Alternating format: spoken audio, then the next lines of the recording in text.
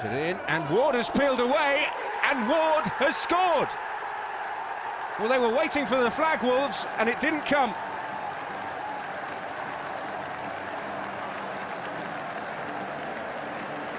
And Coventry in front after 18 minutes.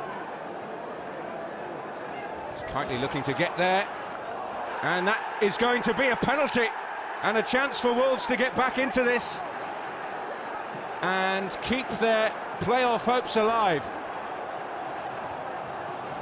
So Ebanks-Blake has the pressure on his shoulders, and he's up to the task. And Wolves vitally are back on terms at the Ricoh Arena. Dispatched confidently by Sylvain Ebanks-Blake. And it is 1-1.